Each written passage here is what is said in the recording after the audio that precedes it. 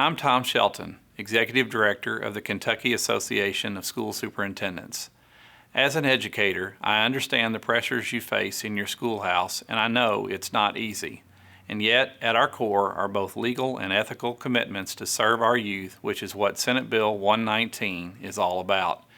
We are all aware of the legal responsibility every citizen in Kentucky has to report suspected child abuse and neglect.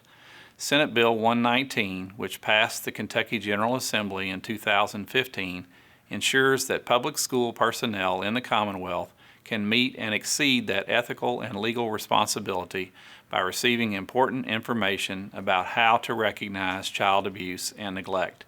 And that's a good thing. Kentucky youth spend a lot of time with us, and we all need to be equipped to recognize child abuse and know how to effectively intervene.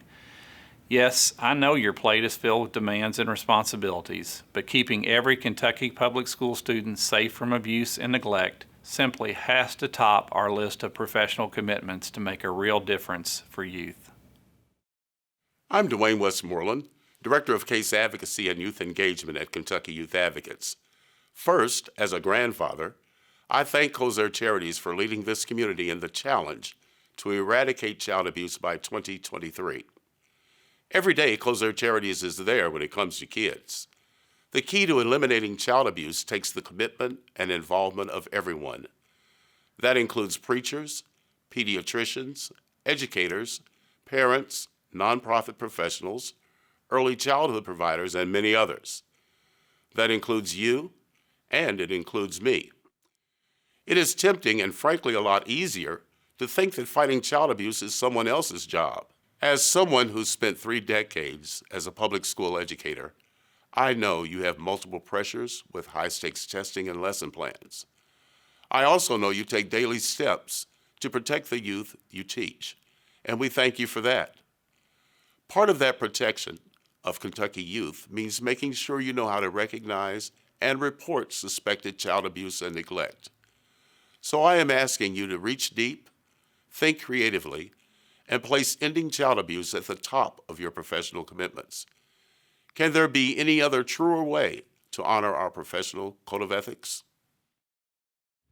Hello, my name is Lucy Estel, and I'm the manager of the Child Protection Branch in the Division of Protection and Permanency, which is in the Department for Community-Based Services, or you may hear it referred to as DCBS. This training was developed to help you recognize and report child abuse and neglect. So let's get started. These are the basic definitions of abuse, neglect, and dependency. Physical abuse is non-accidental physical injury. Sexual abuse or exploitation is the use of the child for purposes of sexual stimulation, use of the child to engage in acts of prostitution, obscene or pornographic material. Neglect is the failure to provide essential protection, care, supervision, food, clothing, shelter, education, or medical care necessary for the child's health and safety, considering the child's age. Dependency means the child is without essential protection or care, not due to abuse or neglect.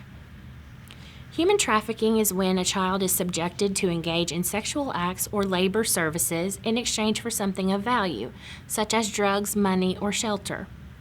Please note that human trafficking allegations are also investigated when the alleged perpetrator is not in a caretaking role of the child. Other agencies will be talking to you about how to recognize child physical, sexual, and emotional abuse, as well as neglect. Remember, if you are suspicious of abuse or neglect, report it. The indicators presented to you provide information as to what might be a trigger for you to make a report. Even if the child does not make a disclosure or if the child's explanation does not coincide with what you observe. I do want to highlight some indicators of human trafficking and emotional injury in this video, while the other presenters will discuss the other forms of abuse and neglect. Some human trafficking indicators include unexplained truancy, or a child is not enrolled in school, multiple runaway incidents with no explanation as to where the child was, references to frequent travel to other places, tattoos or branding, inappropriately dressed or dressed provocatively, sudden change in attire or possessions, including expensive jewelry, clothes, or accessories, A victim may have a boyfriend who is noticeably older. They may have multiple cell phones or multiple forms of IDs or fake IDs, access to one or more hotel key cards, or they may move frequently either in the state or out of state. The child may not know what city, state, or community they're currently in, or there may be inconsistencies in their story. Some physical indicators of emotional injury include bedwetting or soiling, frequent psychosomatic complaints such as a headache or abdominal pain. The child may not have attained significant developmental milestones. Some behavioral indicators include desperately seeks affection, loss of self-confidence or self-esteem, social withdrawal or loss of interest, decrease in school performance or loss of interest, or depression. Some caregiver indicators are unusually harsh or critical of the child, calls the child names or belittles the child, unrealistic expectations, or involves the child in adult situations or attempts to sabotage child's relationship with another caretaker. Kentucky state law is listed in Kentucky Revised Statute, or KRS 620.030. It states that anyone with a reasonable suspicion of child abuse, neglect, or dependency is required to make a report. Reports can be made to DCBS, law enforcement, the Commonwealth's attorney, or county attorney. It is best to make the report to DCBS unless it's an immediate safety issue, because we have the infrastructure in place to determine acceptance criteria and respond to reports across the state. KRS also states that failure to report could result in criminal charges. Everyone is a mandated reporter regardless of your professional capacity. KRS states that any person who has a reasonable cause to believe that abuse or neglect has occurred is a mandated reporter. There is a legal protection in KRS for reporting sources. It states that anyone acting upon reasonable cause to make a report has good faith immunity from liability, civil or criminal charges. This also covers if court action results from the report. Regarding confidentiality, KRS discusses that the reporting source's identity cannot be disclosed to anyone except law enforcement officials with a legitimate interest in the case, members of multidisciplinary teams, or under a court order after the court has conducted an in-camera review of the record of the state related to the report and has found reasonable cause to believe that the reporter knowingly made a false report. So how should you make a report of abuse or neglect? DCBS has 9 regional centralized intake units that take reports of suspected abuse and neglect during regular business hours. Or you may visit our website. You may also make a report during regular business hours by completing the reporting form on the online reporting portal, which is also on our website. And please note, this is for non-emergency reports. If you need to report suspected abuse or neglect after regular business hours, which would include nights, weekends, or holidays, you may contact the statewide abuse hotline at 877-597-2331. So what information do you need to provide when making a report to DCBS? Report only what you hear or see. Do not try to interpret or paraphrase the child's statement. Do not add to or take away parts of the disclosure you feel are not important. Provide objective information. Provide as much information as you can about the family, such as their contact information, last known addresses, or where the child attends school. Also, if there are weapons suspected in the home. This will assist the worker in locating the family quickly. If you hear a disclosure, witness an incident of maltreatment, or if you receive the information secondhand, at that moment you become obligated under state law to make a report. You may ask follow-up questions, however, do not attempt to interview the individual or conduct your own investigation. KRS states that other persons do not have the authority to conduct internal investigations in lieu of the official investigations outlined in this section. Questions that you will be asked when making a report to DCBS include: what is your name and relationship to the child or situation? What happened? Provide specific information regarding concerns and extent of the abuse, neglect, or dependency. What is the current location of the child? What is the current condition of the child? Do you have any knowledge of previous child abuse or neglect issues? Are there any immediate safety issues for the child or investigator? If there are weapons, vicious dogs, active meth lab, or other safety hazards, please include that information in your report. What information do you have regarding the perpetrator, such as their name or relationship to the child, or their whereabouts? After DCBS receives the report of suspected abuse or neglect, the intake worker screens the information provided by the reporting source. The 5 screening options for reports are meets acceptance criteria, which means that an investigator will be assigned. Does not meet acceptance criteria means that an investigator will not be assigned and no further action will be taken by DCBS. Resource link means the report does not meet acceptance criteria, but the intake worker links the reporting source to a community resource, such as community action, a medical provider, the court, or a counselor. Insufficient information means that there is not sufficient information provided to properly screen the report. And a law enforcement assist is a report that does not meet the Cabinet's acceptance criteria, but the report is referred to law enforcement, and an investigative worker will assist law enforcement with their investigation. So why doesn't DCBS accept certain reports? Reports are not accepted when the situation does not meet the definition of abuse, neglect, or dependency, or if the injury is a result of an accident. Remember, DCBS does not have statutory authority to investigate accidental injuries. What happens next?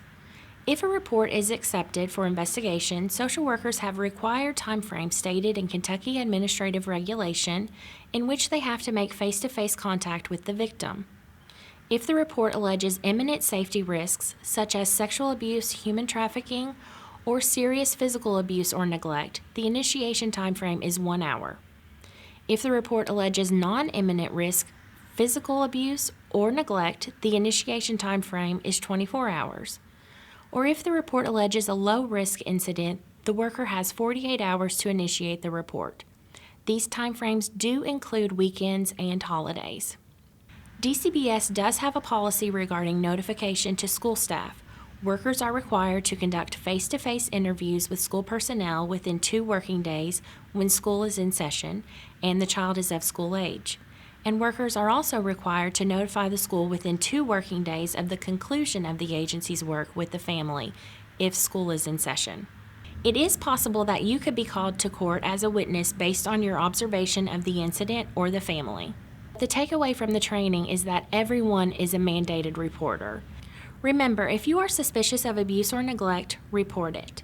The Kentucky Child Abuse Hotline number is 877-597-2331, and our web address is www.chfs.ky.gov. My name is Dr. Melissa Currie. I'm a child abuse pediatrician, medical director, and chief of the Kosair Charities Division of Pediatric Forensic Medicine at University of Louisville. Child maltreatment occurs in all social, economic, and ethnic groups. It can and does happen in quote-unquote nice families. Photographs are really important, especially for child abuse pediatricians and investigators. So, when possible, help facilitate photographs being taken. If that's not possible in the school setting, letting the social workers with CPS know that photographs are necessary can be helpful. The rest of the presentation includes some photographs that may be disturbing to some viewers. Let's start with a case example. Let's say you're walking down the hall and you see a 9th grader in a tank top. And behind the tank top and up above it on his neck, you can see some of the marks below in the photograph that are visible. What do? Well, the first thing that we should do is ask the child what happened. Oftentimes we're reluctant to actually ask direct questions of children in whom we see injuries, and it really is okay to do that. We want to take the child to a private area, though. This wouldn't be a question to ask in front of other kids. The question should be asked in a non-threatening way so that the child doesn't feel like they're in trouble. Let's say you ask and he looks at the floor and says, "I fell off my bike this weekend." Well, Based on his demeanor, you can decide whether you want to continue to ask more questions or if you want to just stop there and go ahead and make a report. As you can see in this picture, these are patterned injuries, which I will talk more about a little bit later. But these are not injuries that would be consistent with falling off a bike. This is an injury that needs to be reported to DCBS. DCBS is called the Department of Community-Based Services. That's what we call Child Protective Services, or CPS, here in Kentucky.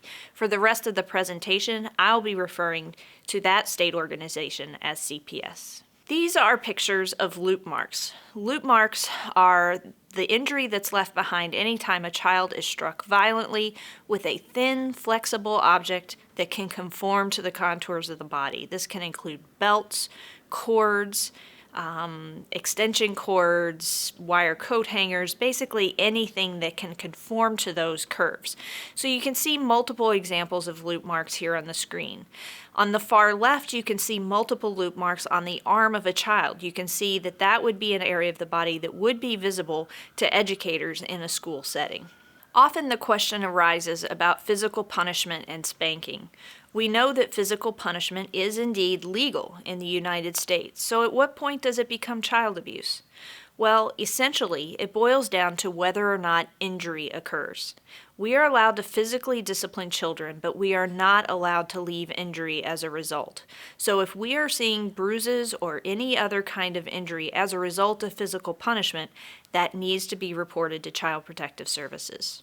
How can we not miss abuse? Well, the first thing is to simply consider the possibility in all of the kids that we see who have either injuries or new behaviors or frequent absences from school, anything that might make us concerned about that child's well-being. Simply having it on our mind as a possibility is the first and most important step to not missing this phenomenon. Asking for explanations from children when we see injuries, keeping it subtle, low-key, but also private.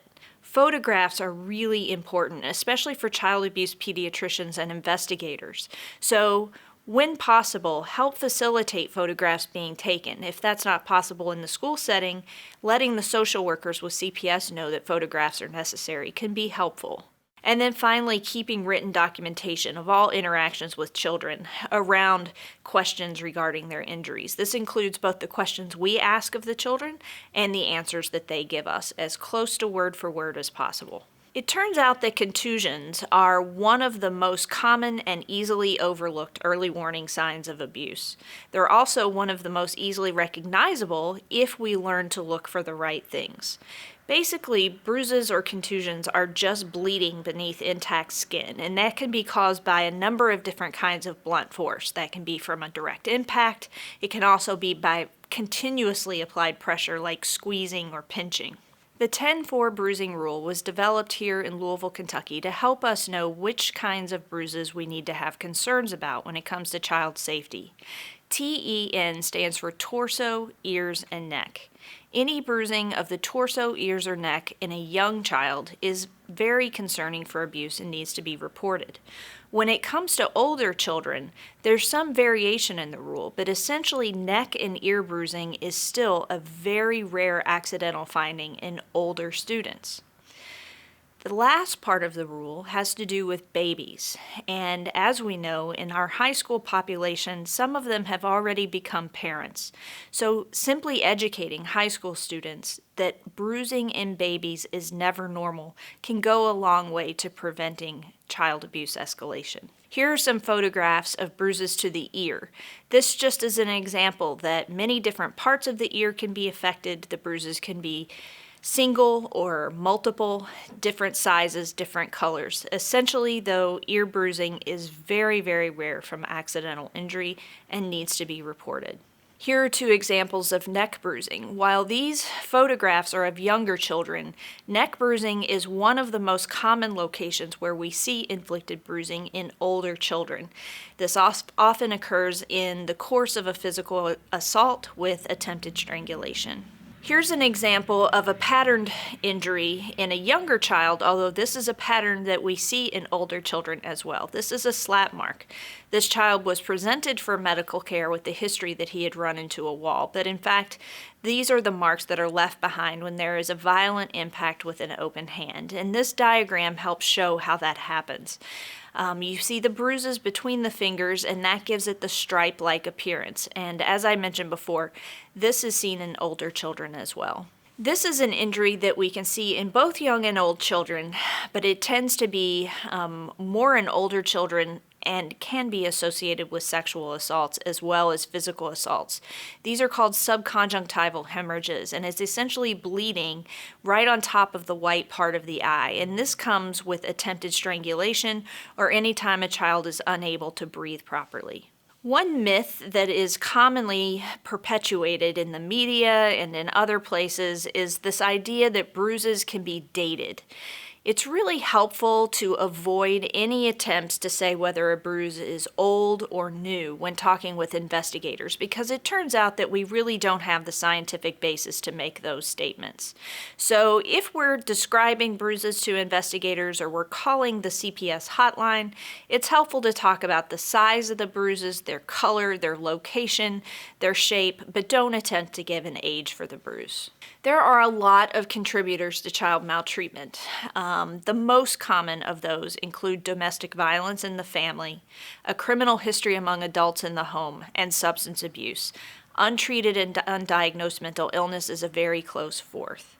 But one of the most common threads that we see in so many families where there's child maltreatment is the idea of having unrealistic expectations for the child's age and developmental ability. This applies to teenagers every bit as much as it does to younger children, because teenagers are still actively developing their brain. They still have that impulsivity and emotionalism that can make it very difficult for parents, especially parents who have other stresses in the home as well.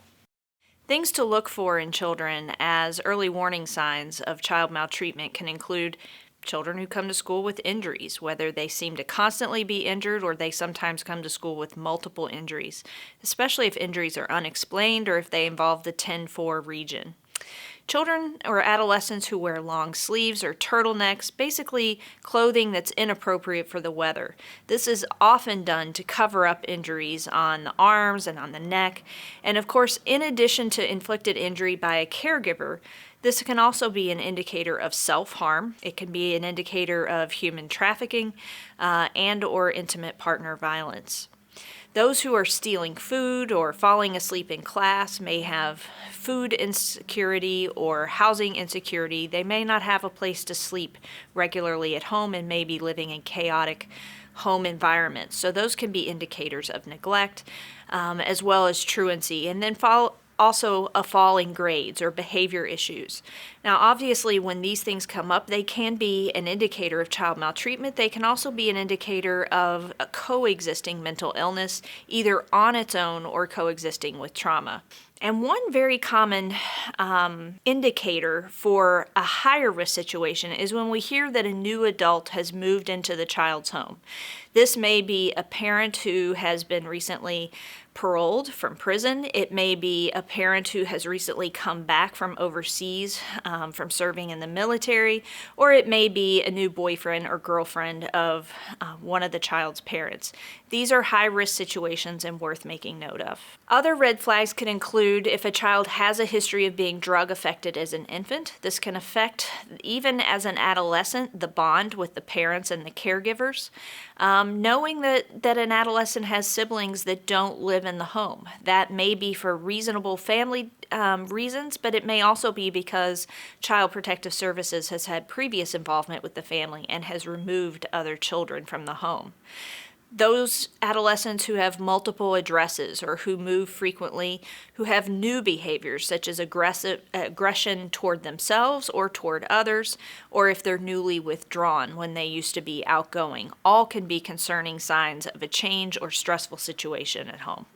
One question that we are asked commonly is how to distinguish between neglect and poverty. And in truth, sometimes we can't on our own. We need the help of Child Protective Services to investigate the home environment and the family situation to help us understand. But essentially, this can be a real challenge at times. But here are some rules of thumb to keep in mind. If we have an adolescent that has extremely poor hygiene, for example, if that hygiene issue is affecting his or her ability to make friends and have normal social function in school because other kids don't want to be close to that child, that's affecting the child's normal function and needs to be reported. That doesn't necessarily mean it's due to neglect. It may be a poverty-related issue. Often, if the children's hygiene or clothing is in line with or similar to that of others in the home, and particularly the parents, we tend to be more concerned about poverty issues rather than neglect. On the flip side, if the children have poor hygiene or have very poor clothing, yet the adults are well cared for, that makes us much more concerned about the potential for neglect. Either way, Child Protective Services can put services in the home or make things available for the family to assist with these situations. We often hear from educators in particular that they have a hesitancy to call Child Protective Services for these kinds of issues because they don't want to be perceived as making an accusation of neglect or abuse for that matter. It really is helpful for all of us to remember that Child Protective Services is here to assist children and their families, and that can include providing resources and actually helping keep that family together when they otherwise may not have been able to sustain themselves. There is research that shows us that there are certain groups of children in whom we're more likely to overlook the early warning signs of abuse. This includes Caucasian children and families, those who we perceive to be similar to our own, families that are described as quote-unquote intact, meaning the mother and father live together in the home with the child, and middle-class, well-educated families. This is a very important issue for us to be aware of because it tells us that all of us have intrinsic biases about which families and which children get our attention when it comes to abuse, and we need to remember that it happens in all groups. When it comes to talking to kids about their injuries or about their home life, it's perfectly okay, as I mentioned before, to ask questions about how their injury occurred. We just don't want to ask leading questions.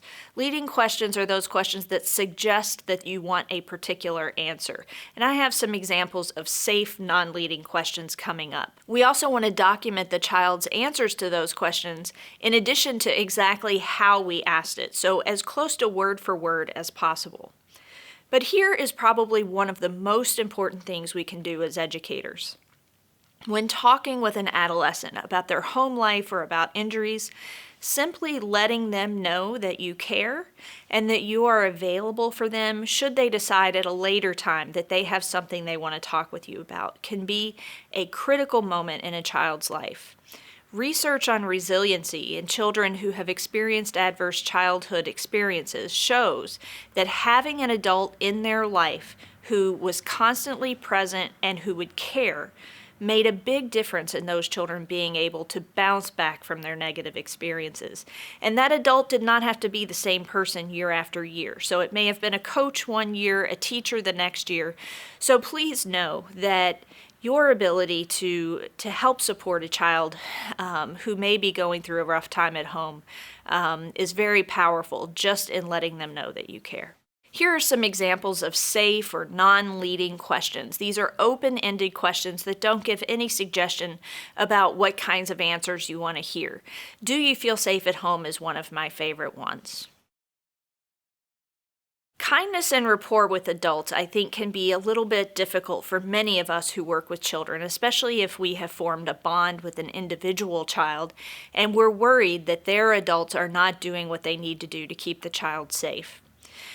Although it can be tempting to be hostile or somewhat condescending or aggressive when talking with adults or parents, I think it can be very helpful to remember that it never hurts to be nice to a perpetrator, but we can do irreversible harm by being rude or accusatory of someone who hasn't done anything to hurt their child.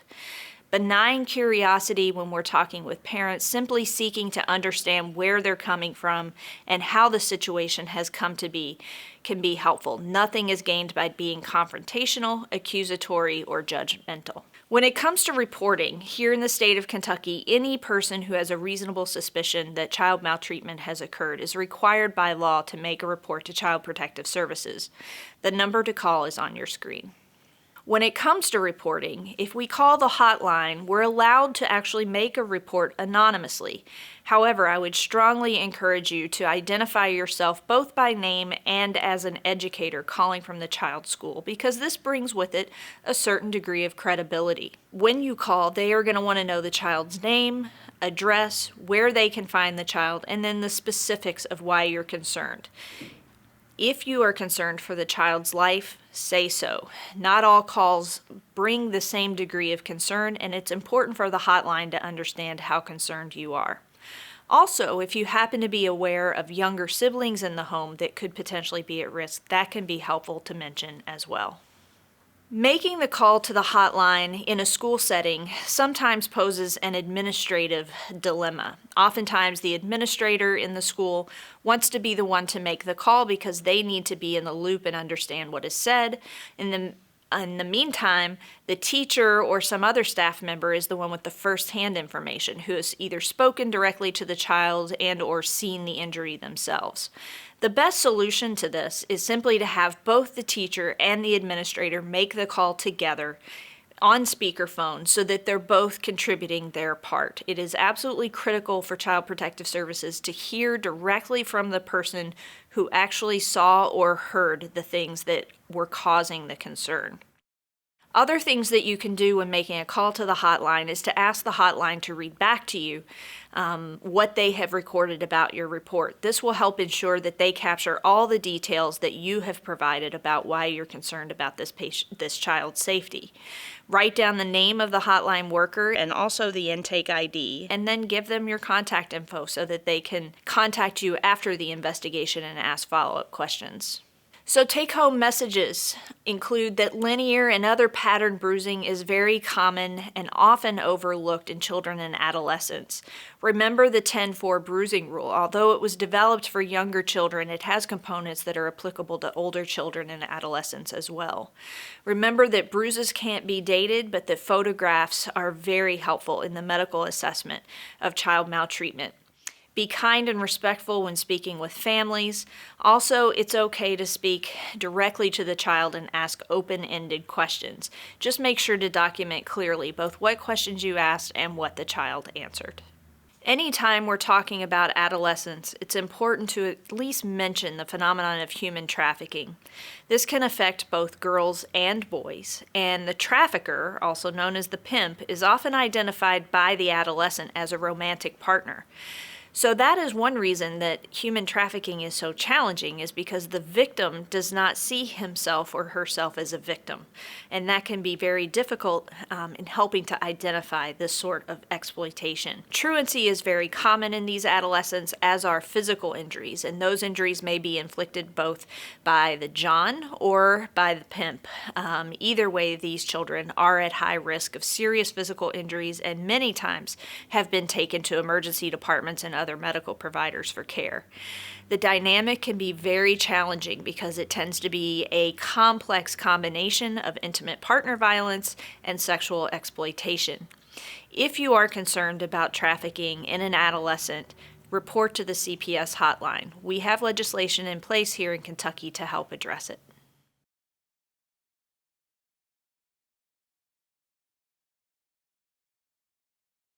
I'm Pam Darnall, President and CEO of Family and Children's Place.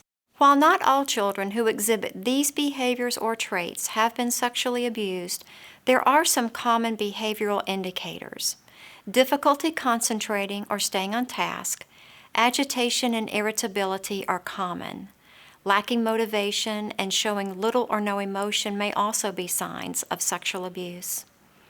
Unexplained episodes of anger, rage, or moodiness may occur.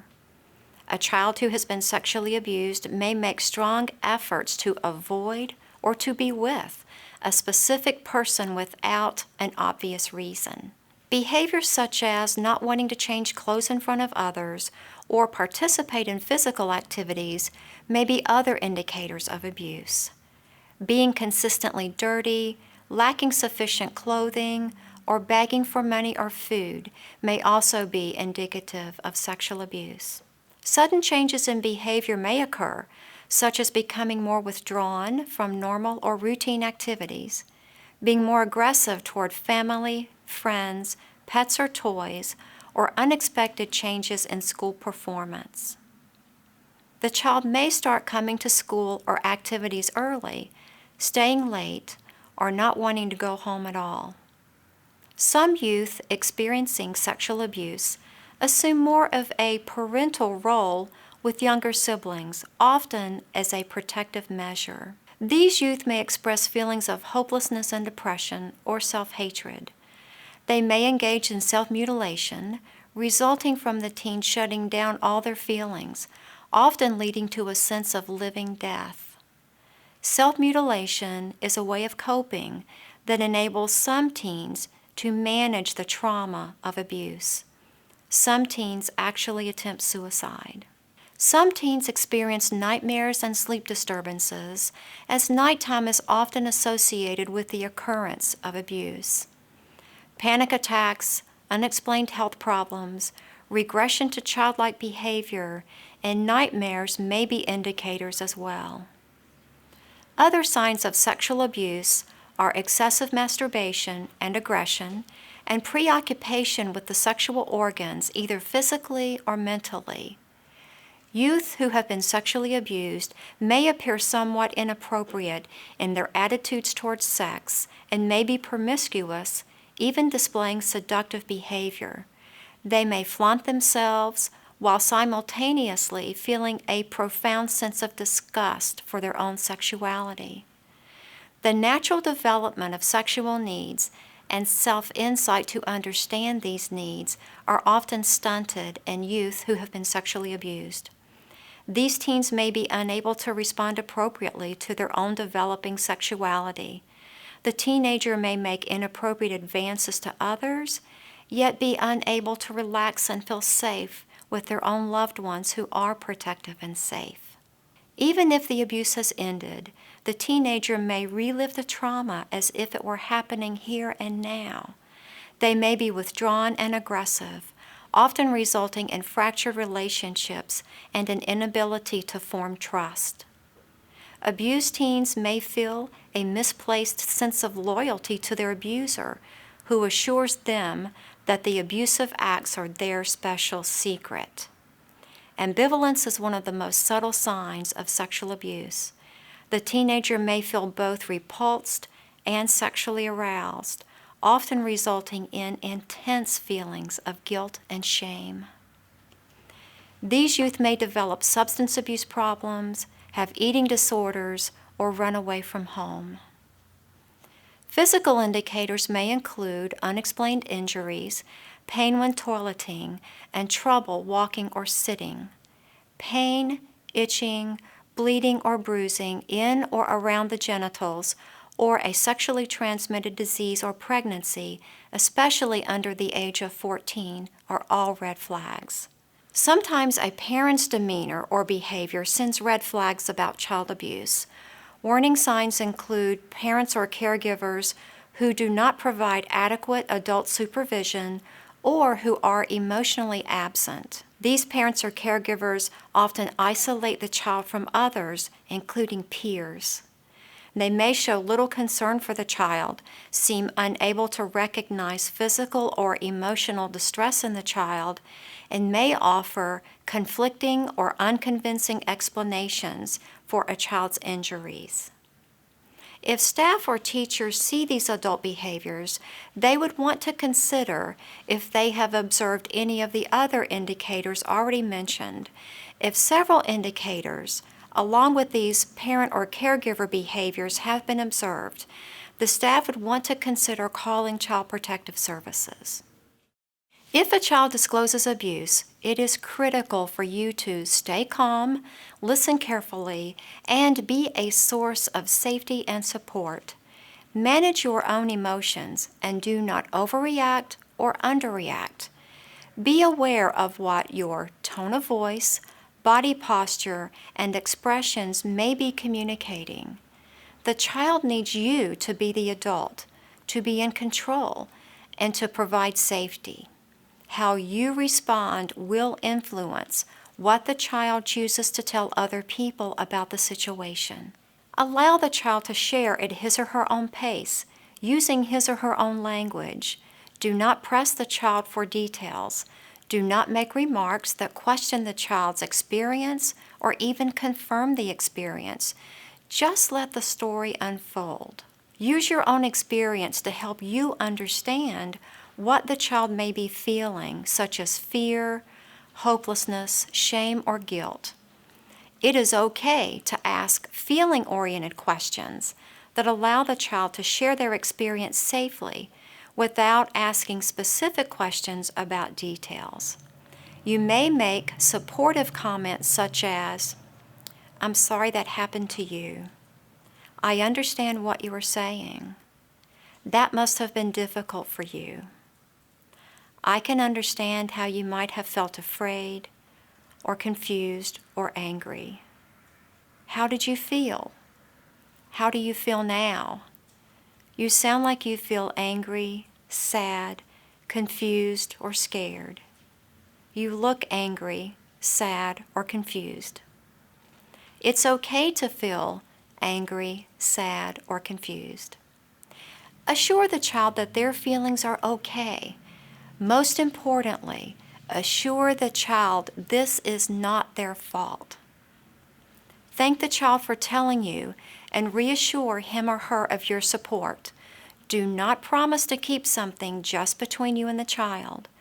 Do not ask for additional details about who, what, when, where, or how. That is the job of the investigators. Do not try to sort out what is true or make discounting statements such as, "Are you sure you did not misunderstand?" or "He or she would not have done that. You are wrong." Or, "That isn't that bad. It could have been worse."